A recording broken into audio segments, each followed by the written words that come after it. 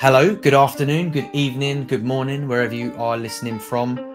Myself, Stish, here alongside my spa, Quinny, as ever, End Product Podcast, live and in full effect, episode 58, Quinny. 58.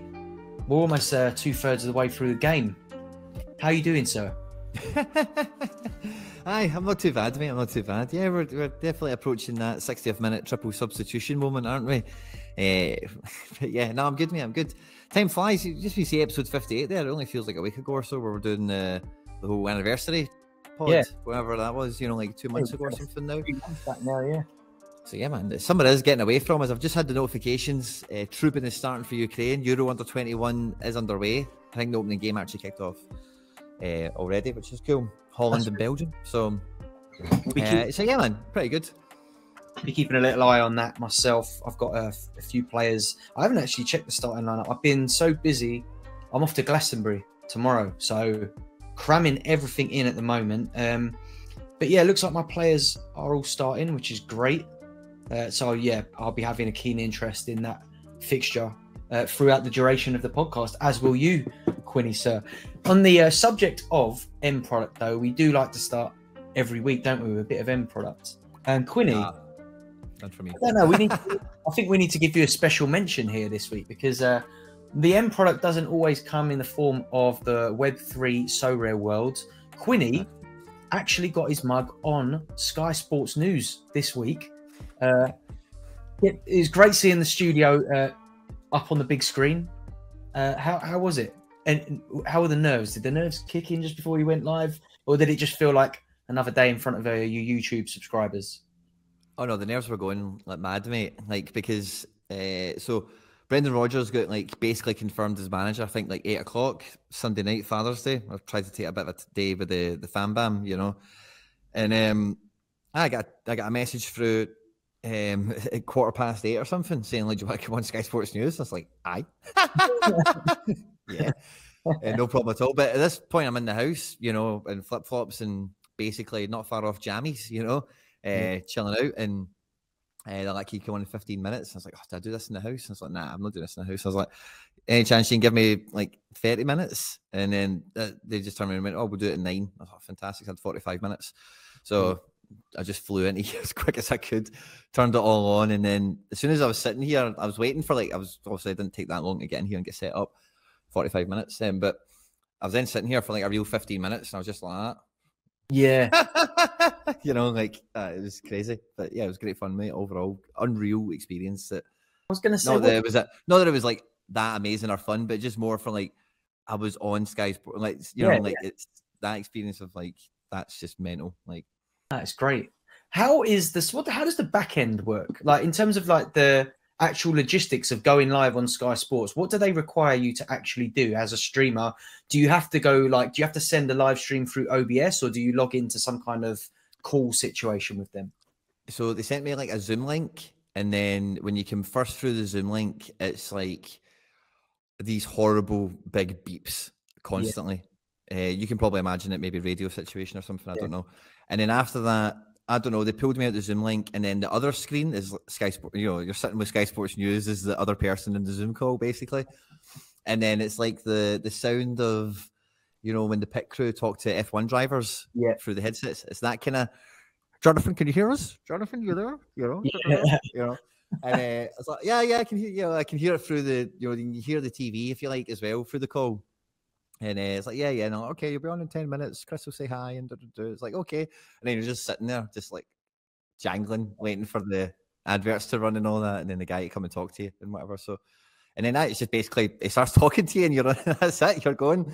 There's no nice to meet yous or any of that stuff, highs and buys or anything. It's the wee guy at the end is just that's all done, and and your ear.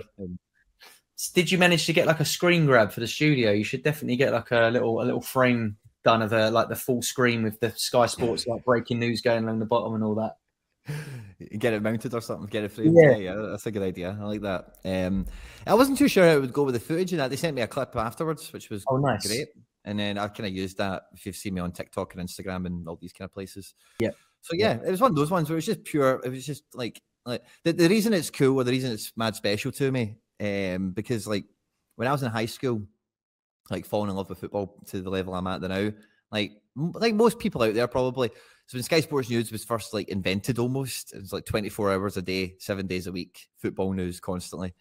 And honestly, like I'd probably watched it for 13 hours a day passively, you know, like while playing Football Manager, while playing FIFA, while like doing whatever, you know, watching a game or something like that, maybe on our telly or something, I don't know, kind of vibes. So like to actually be on it is just like, it's one of those like Blue Peter moments, I feel like, you know. I never watched Blue Peter, but that kind of vibe of, you know. You're on the telly. Yeah. Mm-hmm. No, it's big, mate. I was pleased for you. It was very surreal seeing the studio on Sky Sports, but it looks good. Looks good on a big screen. All the colours kind of like matched up with the Sky Sports sort of news. You know, the yellow tape down the bottom, the red, white, and blue around the sides. Yeah, you know, you got a nice blue studio. It was all kind of colour coded, mate. So yeah, buzzing for you, and long may it continue, mate. Hopefully, we'll be seeing you pop up through the course of the season, giving us your insight into what's going on with the boys up at Celtic. So yeah, congrats, mate. Rascal Misaki in the chat said, "Are we going to get Plastician on Sky Sports News once Man United signed Lee Hambom?" 1000%. That would be fantastic, actually. Yeah, like maybe I can be there to kind of unveil him at the stadium. We can make that happen. If anyone from Sky Sports is listening, then I am available for that. All Man United correspondence. Yeah, I know they've got Flex on there and a few others. So I don't know, like they seem to have their hands full with Man United correspondence at the moment. But yeah, I'm about if they need any FC Solar English correspondence, then I'm sure me and half of the Sorare fraternity will be queuing up in hope of that call. But yeah, I think it makes an interesting. I mean, we've seen John Nellis on Sky Sports a few times as well, and Sam Ty, the football guy, who's in the live chat as well. He's in the chat as well. Yeah, so you know the community is getting in amongst the stars at Sky. So well done, everyone, and hopefully next season we'll see a few more Sorare content creators on the big screen, so to speak.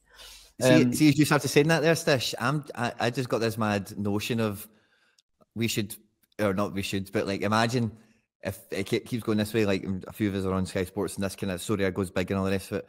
Like it could end up being, in terms of like football, random internet people that talk about football, it could end up being a wee bit like old school wrestling, Monday Night Wars efforts. Like we're those crazy NFT guys, you know, like NWO style, gate crash the place and, you know, do all the mad crazy stuff. And it's like, oh, so that's those crazy Sorare guys, you know, they really take their football seriously, you know, and, you know.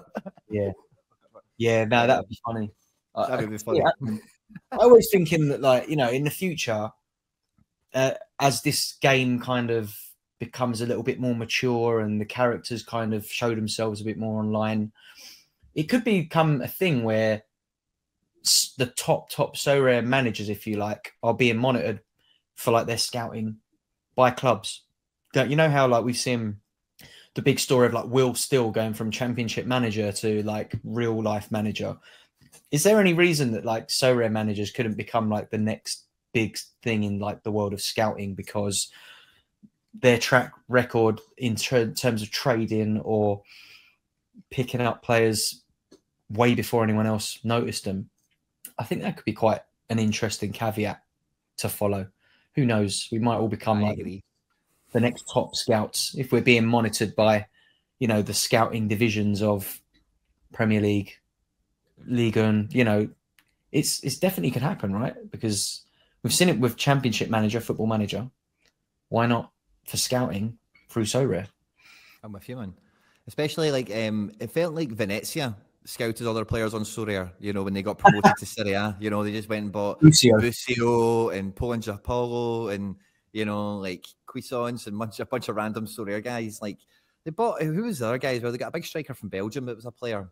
I forget his name, but you know, I definitely wouldn't be surprised to see it happen. I wouldn't be surprised if it has already happened. I made a joke earlier today that Eddie Howe is doing just that and copying all the Sorare players that I've been excited about over the last couple of years. He's been buying them all for Newcastle. So yeah, man, I could totally see it. I would love Celtic to hire me as some sort of international like go and watch players person based I on. would love that as well. Kind of We might all get a little bit more usage out of our Tanny cards if they do pick you up, mate. For sure. But yeah, man, like as well, something I want to make a video on this week. I actually approached Sam about it, but maybe we'll get together over the summer. But Monchi has moved to Aston Villa, and maybe this is a wee bit of end product-ish stuff as well, Stish, we're getting into, right? But Monchi, if anyone doesn't know, for me, is probably the first, let's just say, for lack of a better term, celebrity, like sporting director of football, you know, Moneyball man, guru, transfer guru, whatever you want to think of him as. And, you know, those types of people are way more important to so many clubs across football than the manager necessarily. You know, a lot of the clubs that we see a lot of success, like USG, for example, and there's a couple other handful ones across Europe, it's all about the backroom being coherent and, you know, like having a set transfer policy, working on effective relationships with other clubs and that kind of thing. And I wouldn't see any reason at all, like in the fullness of time, that somebody's experience was so rare, or somebody, you know, like uses Sorare as a tool, similar to the way people have probably used Football Manager over the years. We've heard that before as well, like as a scouting tool. Definitely filter into maybe some of these positions, you know. Like I'm just putting it out there. I would definitely interview to be a sporting director of a club after all this stuff that's been going on.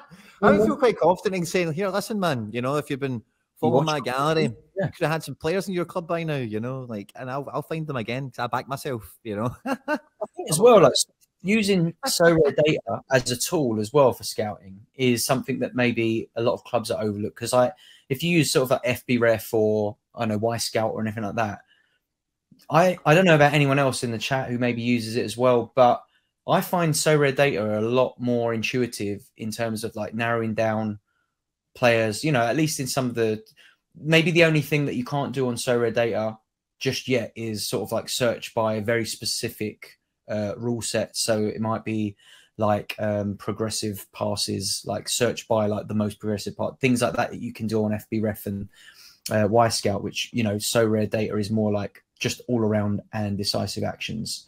Whereas like maybe if we could like really get into the stats a little bit more on Sorare data, it becomes such a powerful tool by comparison. You know, if you can search for progressive passes in the final third, like and like rank every player in the world by that.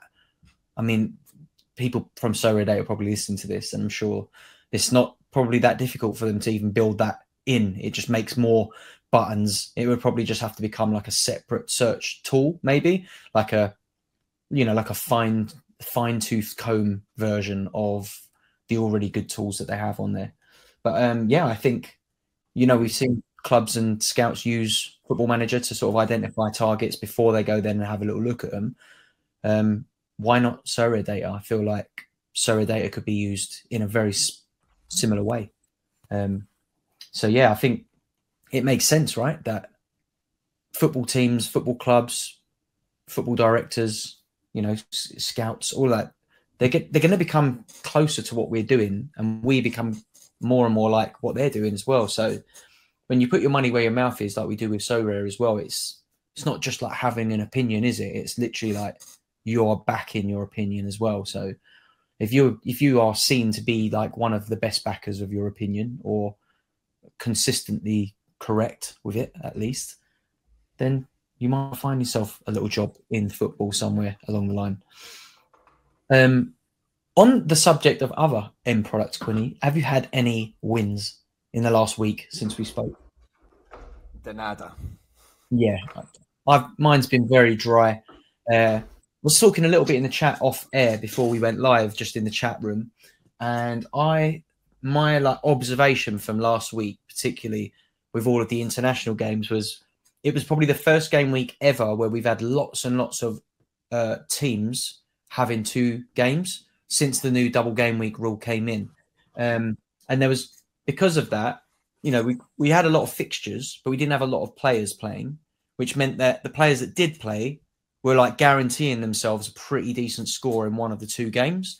So it pushed the scores higher in a week where there is actually quite small prize pools.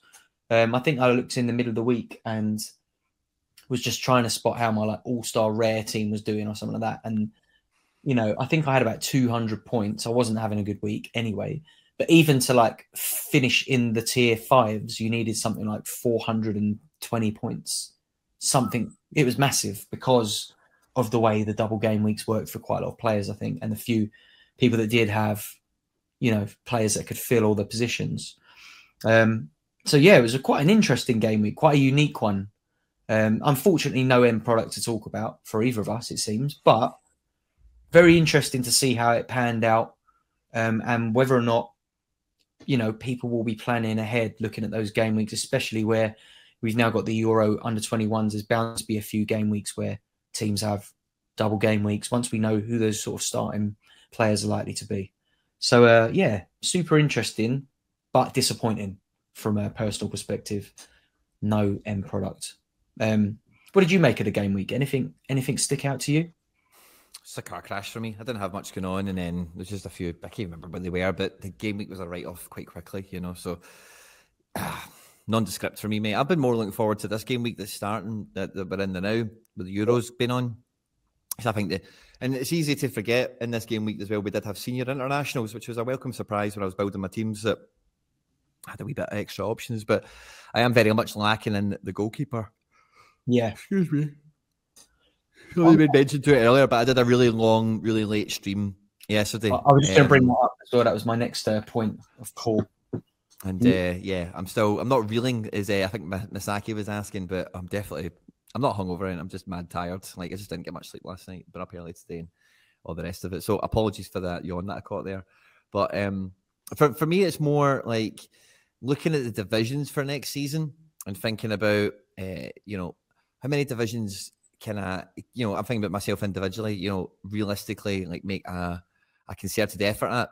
And using this little period, like the under 21s and internationals, I always count them as kind of bonuses and stuff like that. But what I've noticed in the last game weekend, but this one is like, it's not much of a bonus game week if I've not got a goalkeeper that can facilitate it actually running somewhere. As much as I've got a few outfielders that work, and yeah, America's still on, and that's kind of okay for a little bit. But yeah, so it's one of those ones where I'm in that kind of position again, where I'm looking at international game weeks thinking, oh, I don't want to get caught up with my pants down again next international game week, but then thinking it's the wrong time to buy them because they're obviously scoring the now and they're just never going to go cheap as a result. And I've got bigger fish to fry. But you know what it's like with these things, you know, there's always this situation and there's no perfect way of doing it seemingly. So it's a tough one. But yeah, so that's kind of where I'm at, I suppose, to go back to you.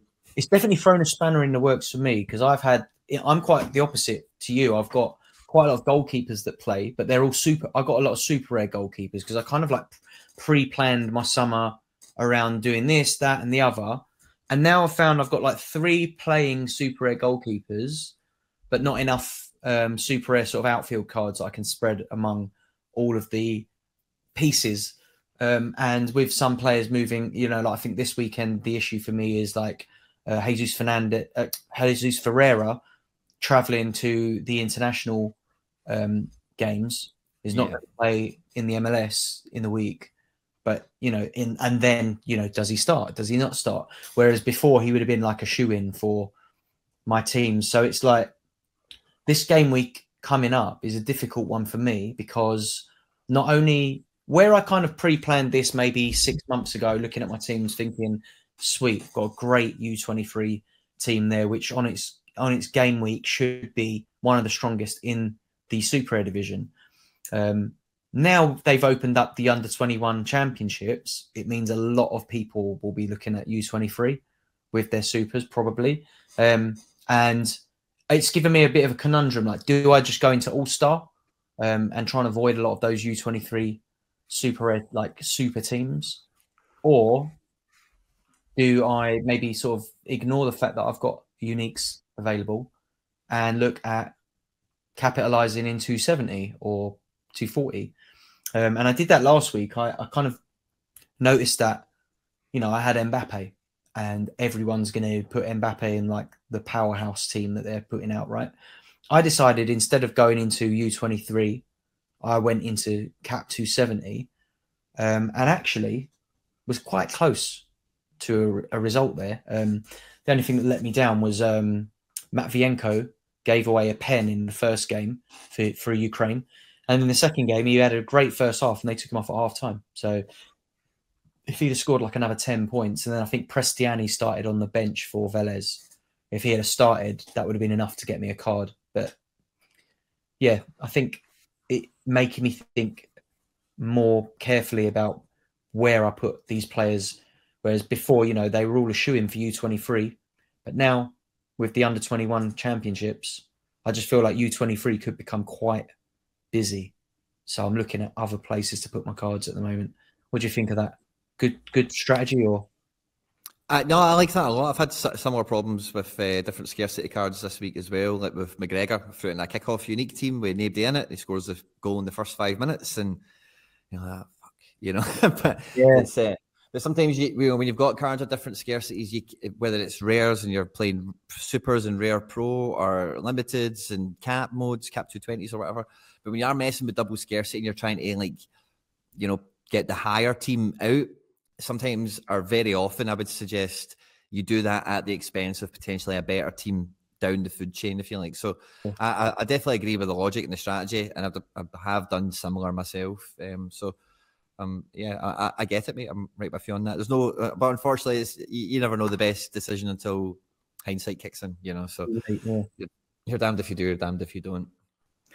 You did mention really briefly then your anniversary stream as well. It has actually been a pretty busy week for you in terms of like personal end product. You had your 3-year anniversary, big stream last night, and the head's a little bit sore today, I imagine. No, so we played a drinking game where I took a shot of tequila every time there was a pitch inspection. So there was so there was 4 pitch inspections in total. I had 4 shots. Oh no, but maybe there was 3. I think I took 4. Maybe it was 5, but it wasn't more than 5 shots anyway, which wasn't too bad. Over a 2.5-hour stream, it wasn't so bad. I had the pizza to chow it down with as well, you know. So Papa John's pepperoni and sausage bad boy. So no, it was a good stream, mate. And like that's like, you know, it has been a really busy. Like I had the Sky Sports News thing, obviously, but we mentioned at the top of the pod. I had that Man City bus on the Monday as well. The 3-year anniversary thing. Podcast. There's been lots of stuff going on, man. It's been mad busy on my end, which is great. So all I'm hearing about is everyone taking time off and going on holiday, and I've got it's just, there's no time to breathe, man. You're filling all the gaps they've left. That's what it is, Quinny. Perhaps everyone else is on holiday. You're just doing double time over here. Maybe not. I don't know. I think a holiday's probably smart. So I just can't say no. I love this stuff too much, man. You know. But for me, now, like with the stuff we're kind of talking about in terms of like the 3-year anniversary, kind of the end product is kind of here nor there or whatever. I was kind of mentioning it a wee bit on the stream last night, Stish. Interesting to get your thoughts on it. But for me, this coming season that we're coming into is definitely the most important season for anyone that's listening to this stream now. Anyone that's been here for a couple of months, a year, 2 years, 3 years, whatever. Because like what we've been building our clubs for, me anyway, talking for me, but I suppose this is probably talking for a lot of folk out there. When you've been buying these cards, when you've been playing this game over the last period of time, a lot of the thing that we're kind of buying into is that the game will be a massive hit because it's fucking amazing. Like the scoring matrix is brilliant, like we've been speaking about. Like it actually is so good, it could have real world application, you know, like the scoring matrix and all that stuff, you know, and blah, blah, blah, all the stuff that we all know about. But I do feel that like when I look at my own gallery, I'm more looking at it in that self-conscious way of, am I going to look at it in another 3 years from now and think at that point, I really should have made sure that I had those last 3 or 4 big pieces in to make sure when the season starts, I'm as competitive as I want to be on these different divisions, whatever they may or may not be, you know. So when it comes to business this summer, I'm hearing more and more people taking the summer off, content-wise, and SO5-wise. They're not too bored about MLS, J&K, as maybe they were last summer, or whatever it might be.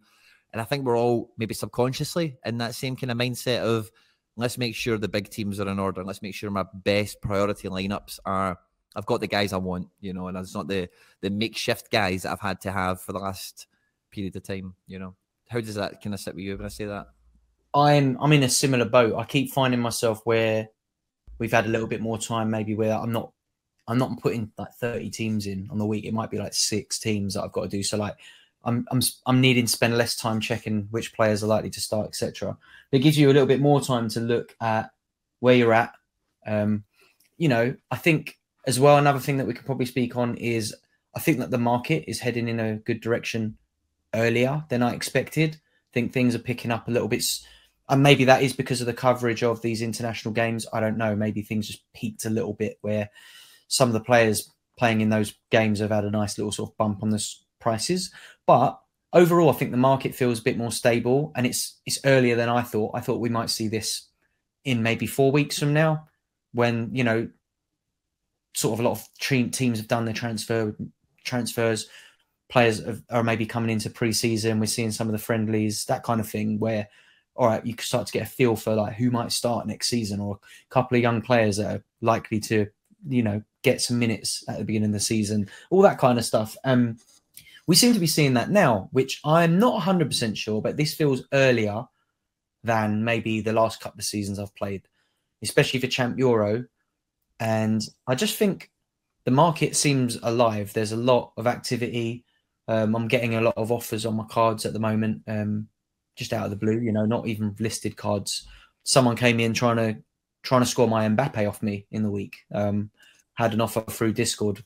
Wasn't, you know, I think if anyone wants to buy Mbappe, now is the time, because if things are picking up, Mbappe is the first card that pings off. And I think he's gone up like 25% already in the last sale that they did. So it's a good look, right? And I think it's got me thinking a lot about, what do I need to buy? Because if I do need to buy anything, I think I need to do it right now.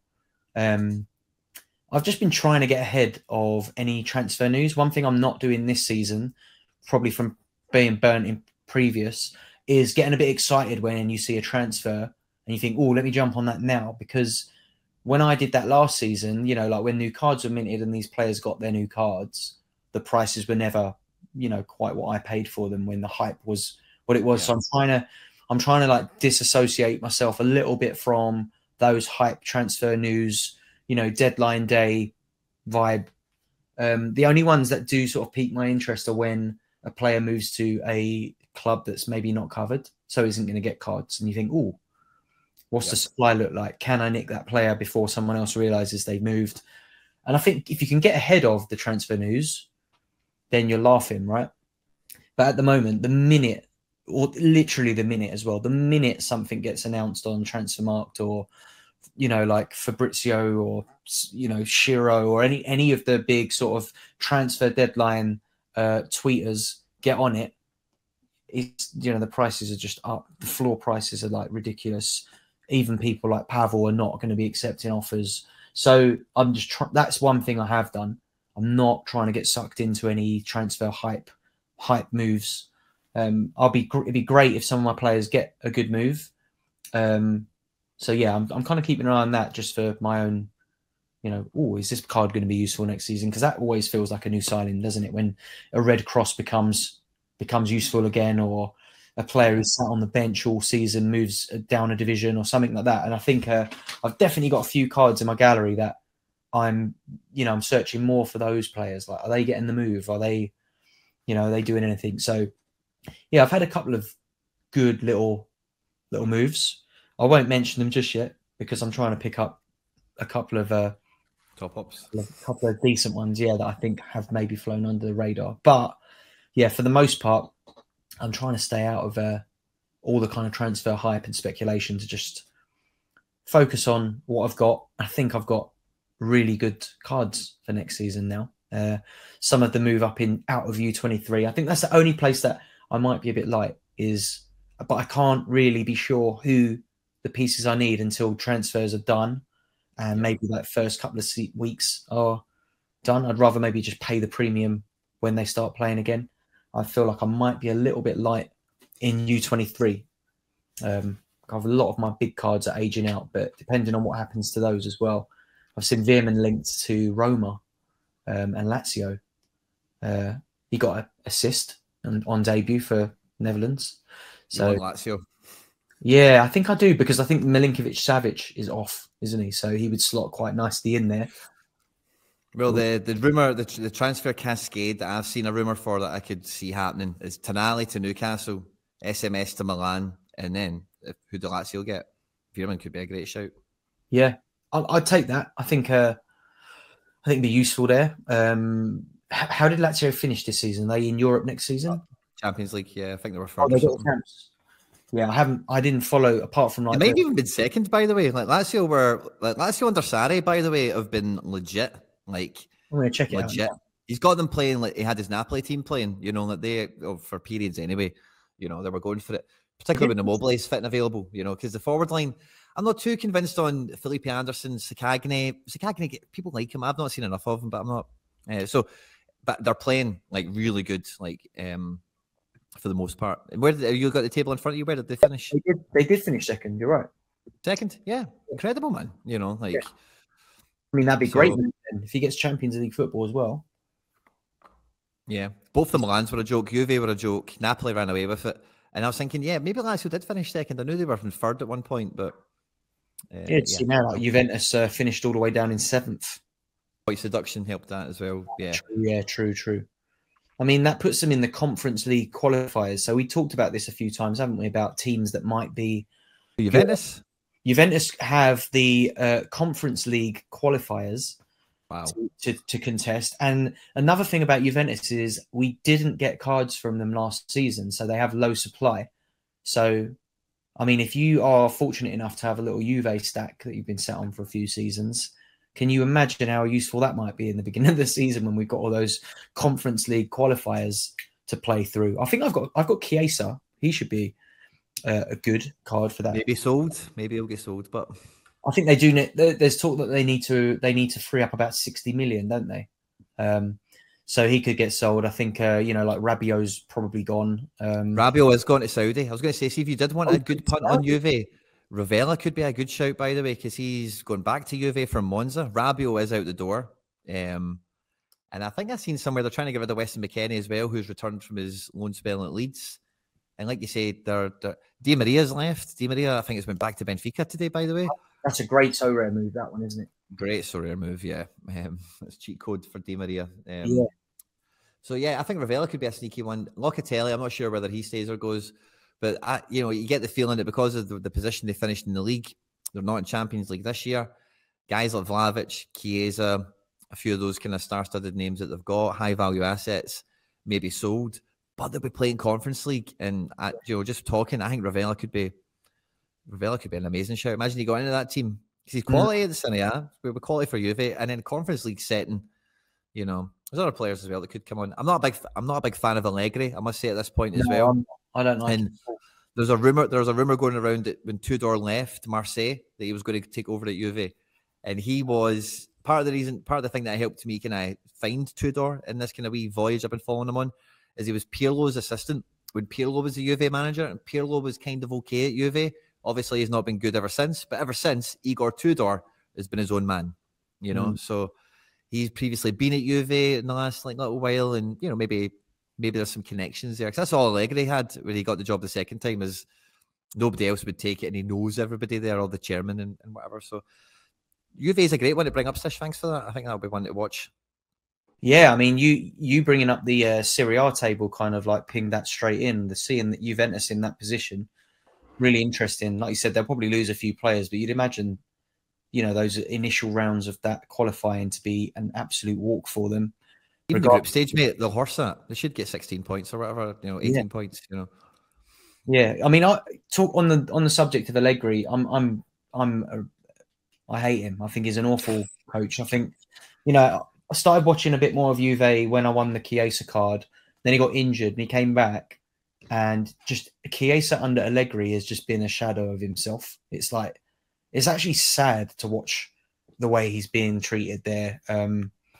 So yeah, I'd fully back a bit of new blood coming in there, and yeah, I mean, there's talk of a big shake-up happening there, right? I think that Vlahovic could be off, like you said, and yeah, it'd be an interesting to see how they shape up next season. I think Pogba's injury situation has been. Pogba, by the way, could be sneaky. Pogba could play next year and be amazing.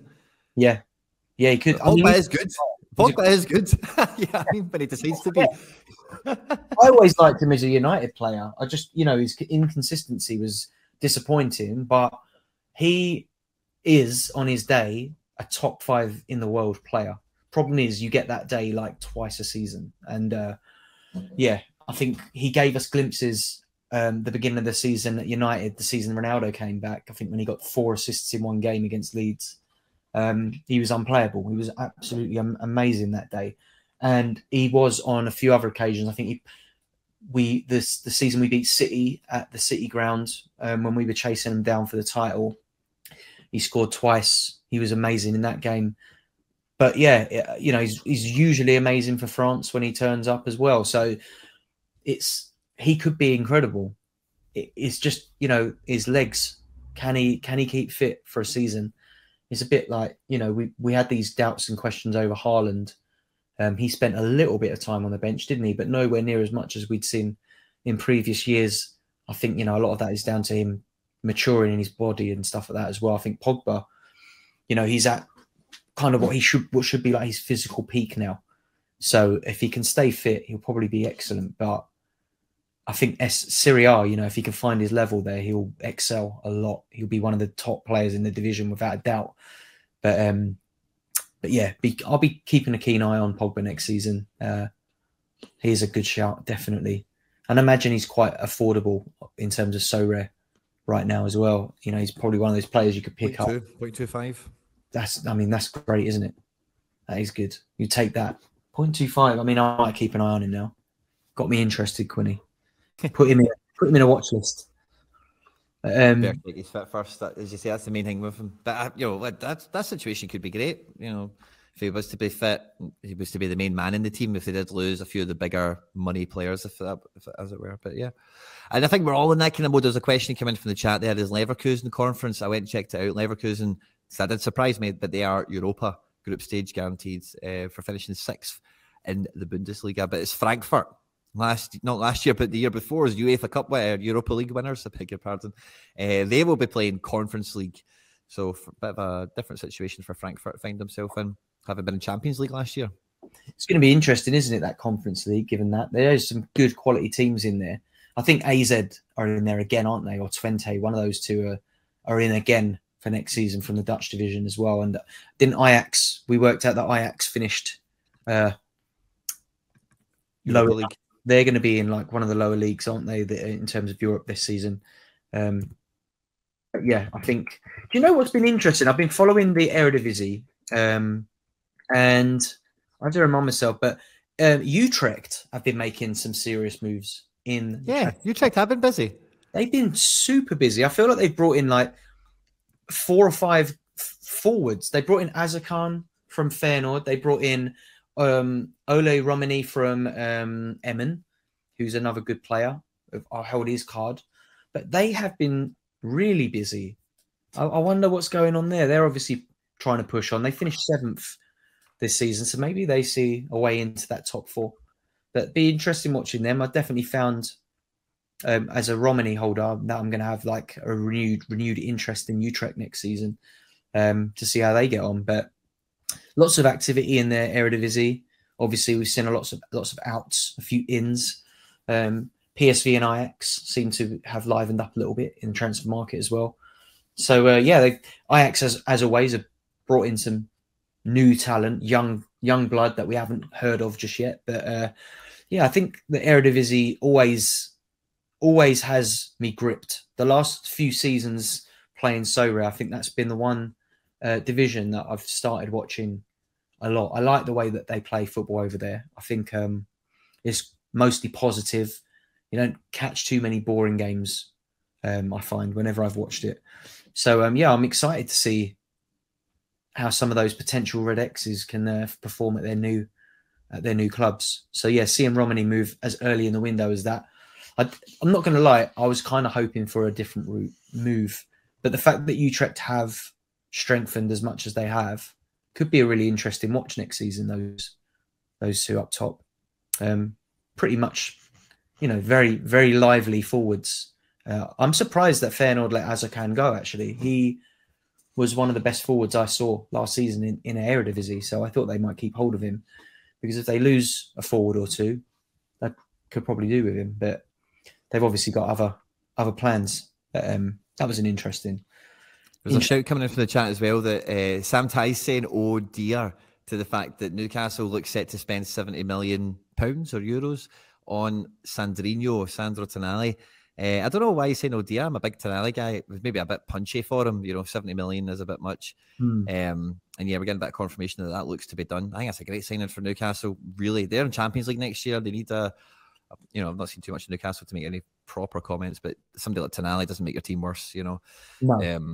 For me, so that's interesting to see. That's been on. And Lee Kang In Lee, he's moved to PSG. That's official. Yeah, I saw that. Yeah. That was one thing I wanted to kind of bring up, Steve, you're talking about Ajax and young players and that coming through, Stish. I think we're going to get, the business we've had from Saudi so far. I was engaging in a bit of a busy tweet earlier on about Saudis and all that good stuff. Gary Neville's comment and whatever. But yeah, I think this transfer activity we're going to see from Saudi Arabia is going to be amazing for Sorare. Like in terms of players, if you've not got a red X affected card, it's going to be amazing because so many of the players that are going there, we've named a few of them already, but so many of them are just dead weight. It's so many teams that nobody wants. Like Saul Niguez is going to go to Saudi Arabia, and he's he's great, but Atleti don't need him or want him. Chelsea didn't need him. He made an arse of it, didn't he? He made his first touch in his first game. He looked like an amateur or something, and it was just downhill from there. Ruben Neves has been linked to everyone but goes nowhere. William Carvalho, and then you've got all the Asian guys, obviously, like Sergio Ramos. Has Carvalho gone? William Carvalho from Betis is going, yeah. Oh, what? That's another red X I didn't know about. I didn't see. Have you got one? Yeah, he's away, man. Carvalho, super. He'll be going for like £1 million or something, transfer fee, £3 million or something. So they're getting a lot of these guys. Sorry, mate, that's one for you. I'm sorry, but a lot of these guys, mate, are kind of ugly ducklings across European football. Where William Carvalho, people have been like, oh, he's linked to plays for Portugal and and he never. Same as like a few of these guys. So if they keep signing Rabiot, they keep signing some of these guys, Icardi and whatever, brilliant. Knock yourself out, take them all, because then all of these teams are then going to play somebody else, or they're then going to sell somebody else to buy somebody else later on. And I think the shake-up we're going to get across like top-end European football is going to be really refreshing when it's all said and done. I just wanted to say that as well. It is interesting, though. I think, obviously, a lot of the chat has been about coverage, but that's an interesting point you made that, it creates this kind of revolving door, doesn't it, at a lot of clubs to like get some of the old blood out and bring some of the new blood in. And I think Carvalho is an interesting one for me because I hold his super rare. But I also hold Paul Akoko super rare, who hasn't been of much use to me since I picked him up.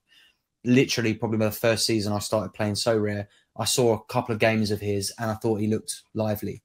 He was young. I think he was 22 maybe when I got him. He's not a U23 anymore. But every time he gets maybe a game or two, he scores really well on the Matrix. But he's probably about 2-3 players back. He was behind maybe Guardado and Carvalho.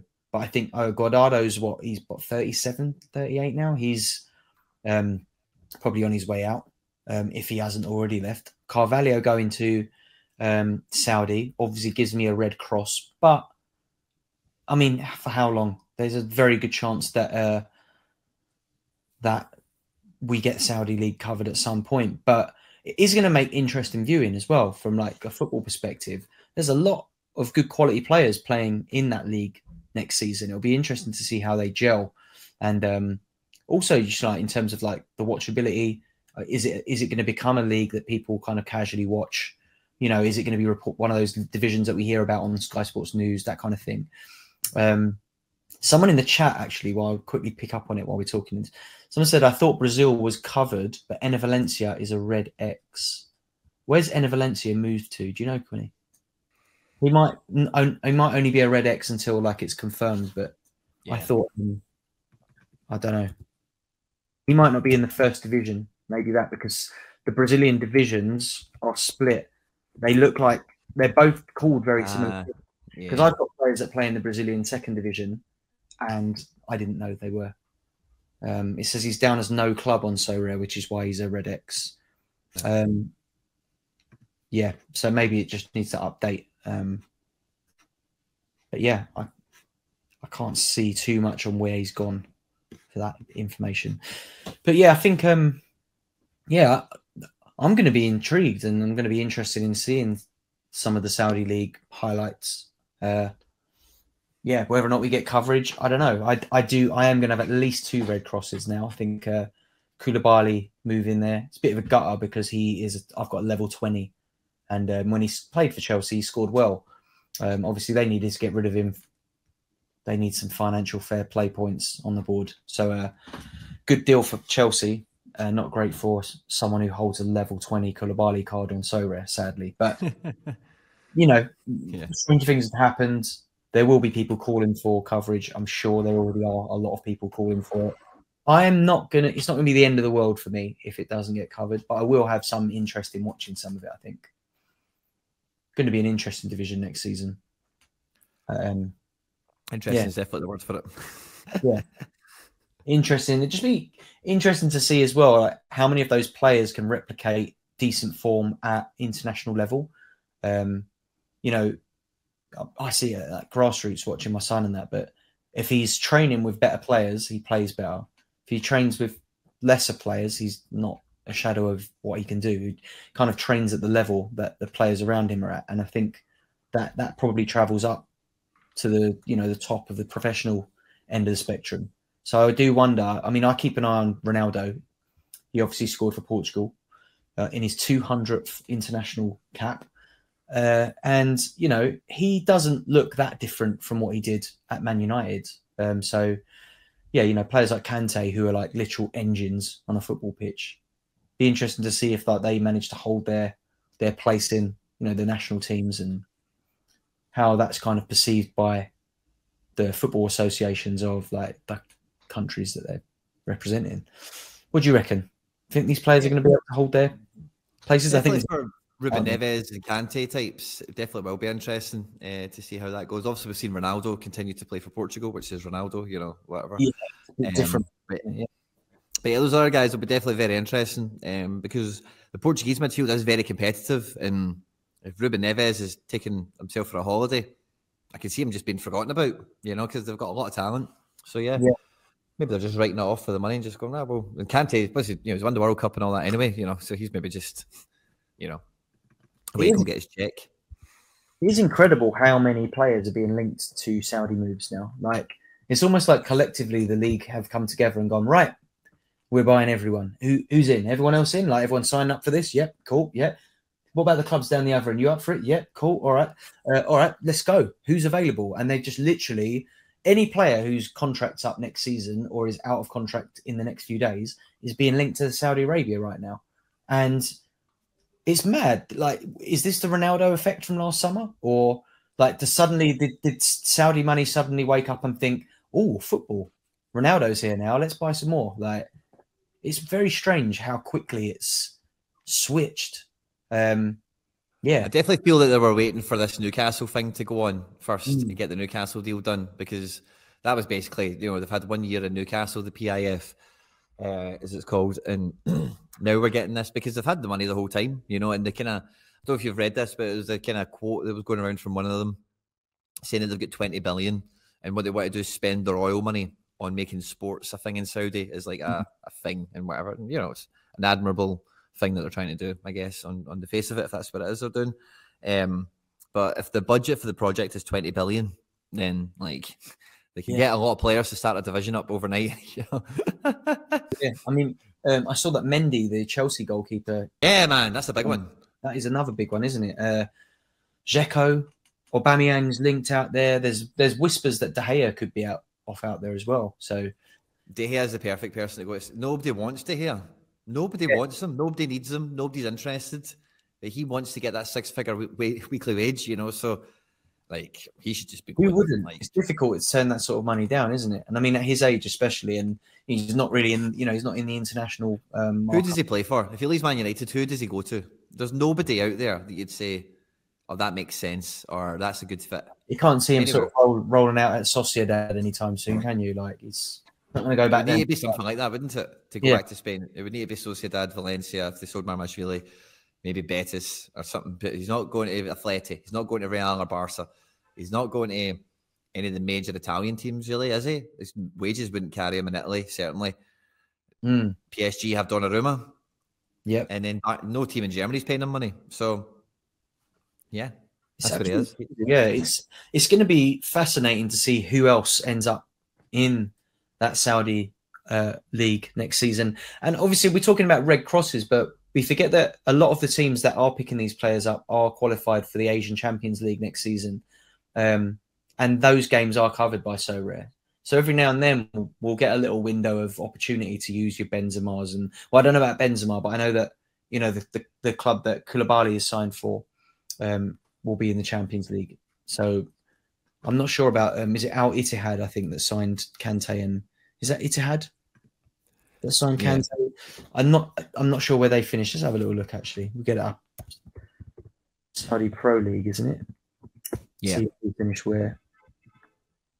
So Al Ittihad, yeah, they won. So Al Nassr second, and Al Ittihad. Al Hilal didn't qualify for the Champions League then. So it's Al Nassr and Al Ittihad. So Ronaldo, Benzema, Kante, Ziyech. Did Ziyech sign for Al Nassr?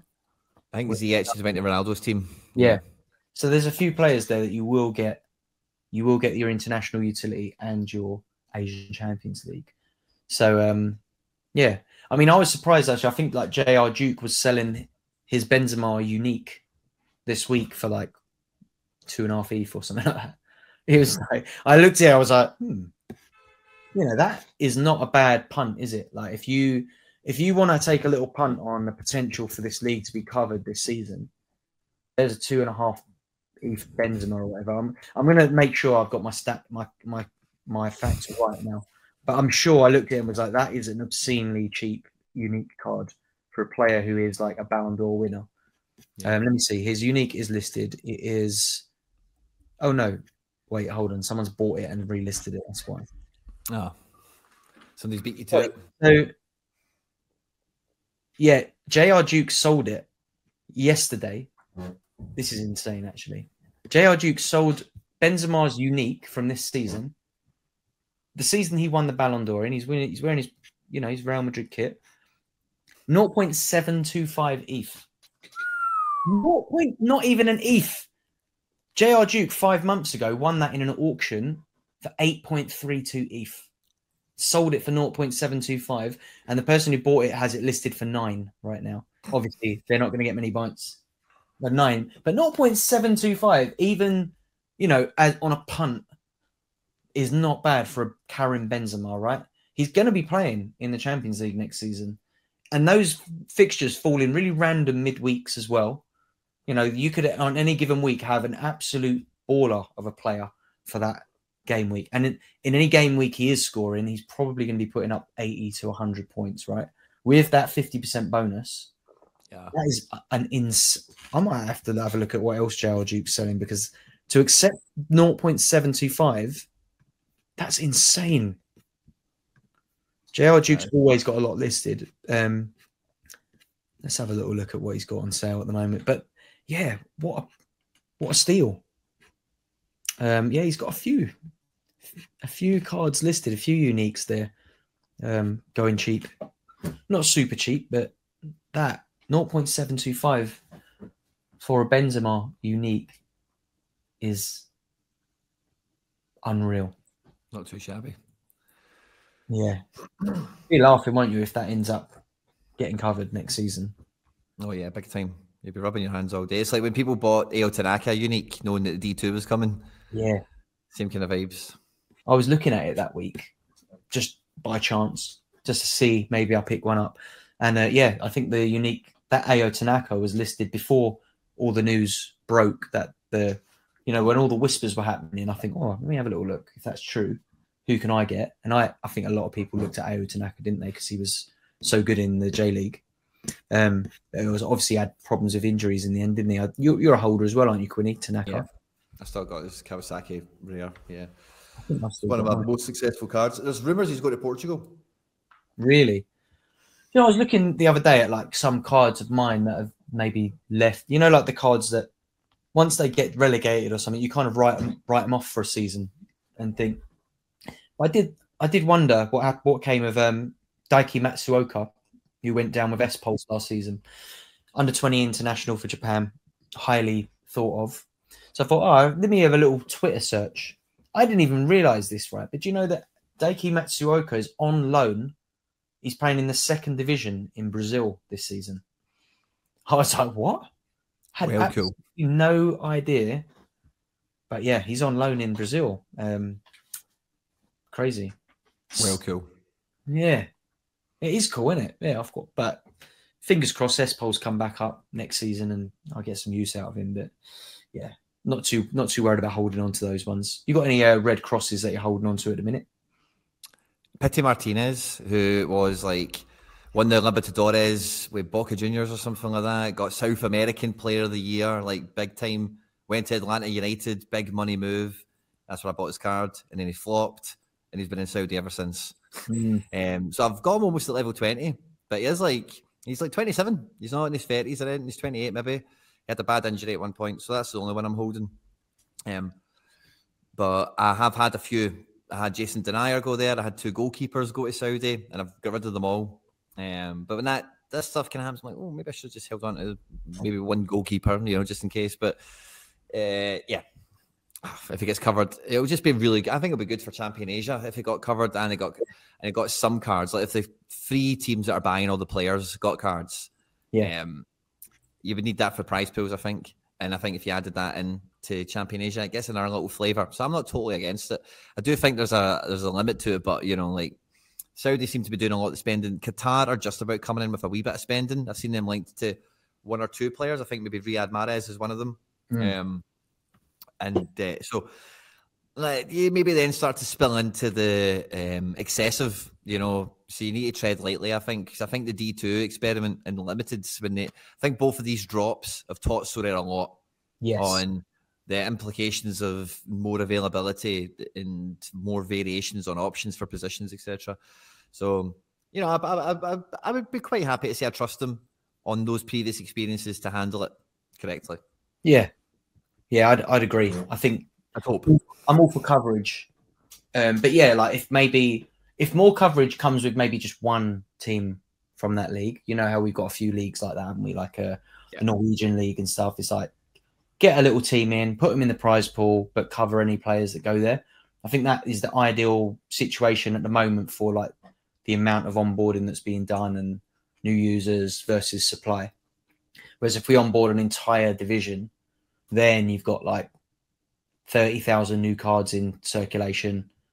It spreads everything else.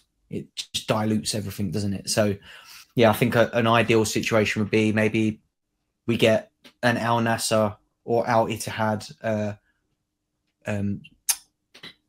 what's the word? Deal. So we get the cards and we get the coverage with that.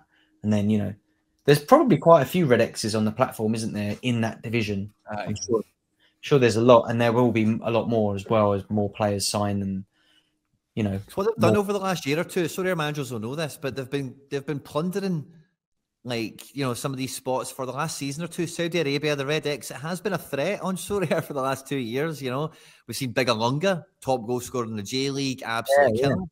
He went out there. We've seen a few guys do it. The goalkeeper I had played for the same team, the career #1 Kim Sung-gyu. He went out there already. He's they're definitely building something there. There's no mistaking it. And I know the headlines will go towards all the big players now, but they have had money for a while and they have been trying to get some people in already.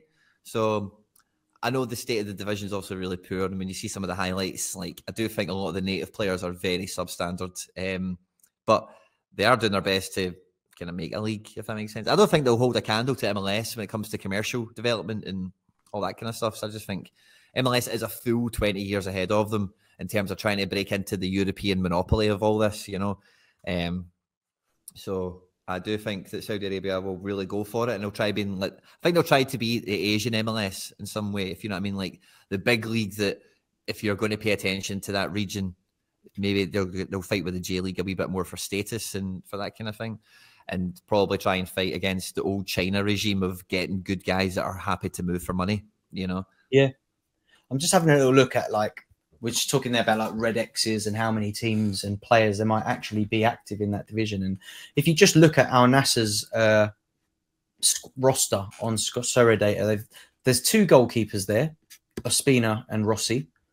They've got Gislan Konan at the back. Can I tell you something on that? Sorry. Go for it. Rossi is only on loan, apparently. Oh, right. That's interesting.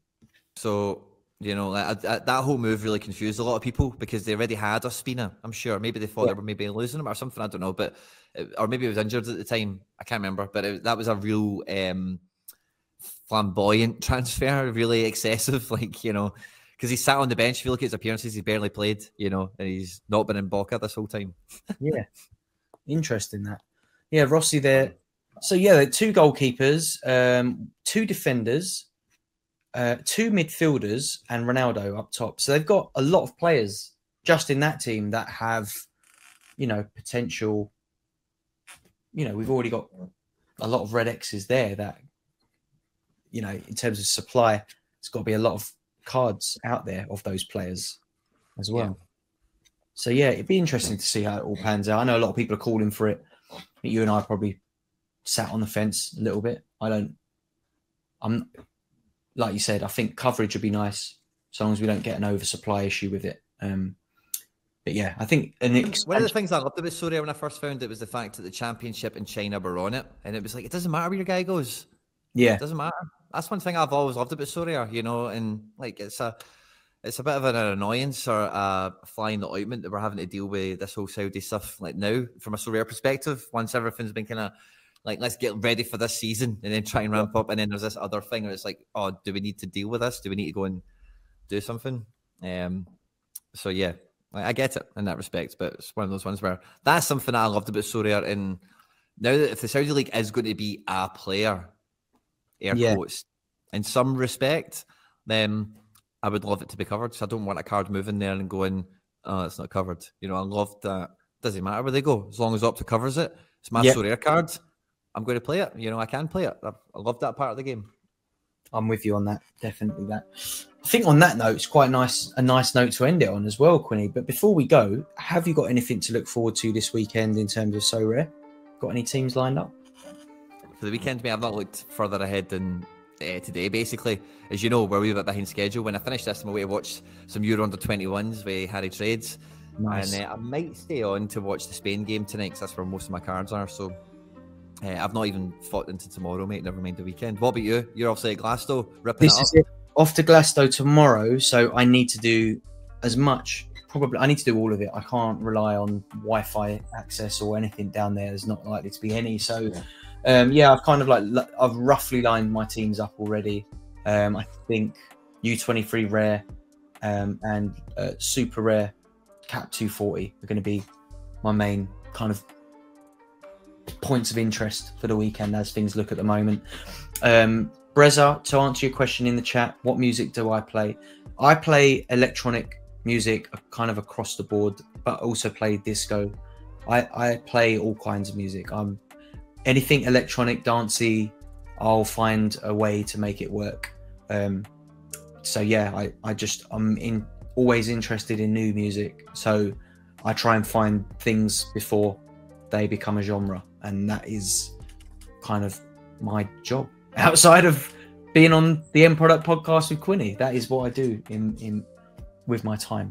So yeah, into a bit of trance and house. Yeah, I think that the trance influences are there. Definitely produced a bit of music that has some trance influence in the last year. So yeah, give Plastician a search on Spotify and you'll find some of my productions, or SoundCloud if you want to have a little listen to the mixes. But yeah, on that note, I'm off to Glastonbury.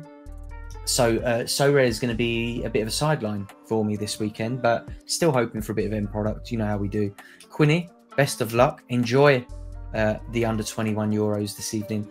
Fingers crossed for a bit of magic from the Netherlands. I'll take a nice 0-0 at the moment, just because I've got Van der Voort in one team and Wrench and Wrench, Van Eck and Taylor all playing. So a 0-0.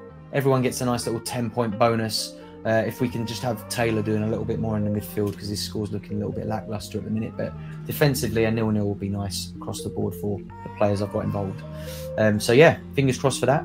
Good luck, everyone, on the weekend. Quinny, always a pleasure, never a chore. I'll see you again next week, probably looking a little bit worse for wear, as usual. Take care, everyone. Cheers all.